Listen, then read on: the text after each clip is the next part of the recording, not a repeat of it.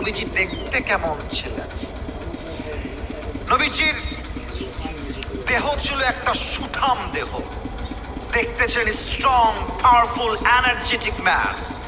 আল্লাহর হাবিব নিজেই বলতেন কবজির ভেতরে আল্লাহ তাআলা জান্নাতি 40 জন পুরুষের শক্তি ঢুকাই দিয়েছে। সুবহানাল্লাহ। নবীজির হাতের তালু কেমন ছিল? কানা কাফুহু আলিয়ানু মিনাদ দিমাশ, ইট ওয়াজ সফটার দ্যান সিল্ক।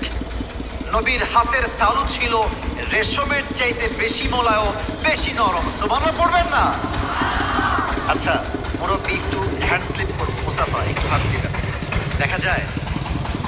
বলেন না, দেখা যায়? একজন সাহাবী এসে নবীকে সালাম দিতেন, নবীজি হাত বাড়াতেন আর মুসাফা হতো।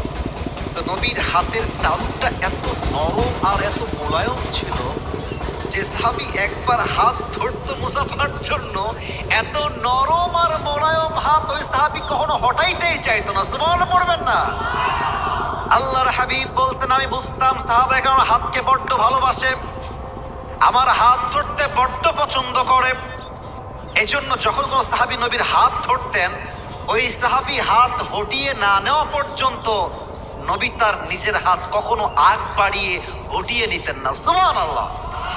হাতের তালু ছিল সফটার দ্যান সিল্ক, রেশমের চাইতে বেশি মোলায়েম। 2 নাম্বার, নবীর হাইট কেমন ছিল? লম্বা। আল্লাহর হাবিব বলেছেন সাল্লাল্লাহু আলাইহি ওয়াসাল্লাম, হাদিসে আসছে, কানা রাবাআতাম মিনাল কওম লাইসা বিত-তাওয়িল ওয়ালা বিল-কাসীর। The prophet was medium of height, neither tall nor short.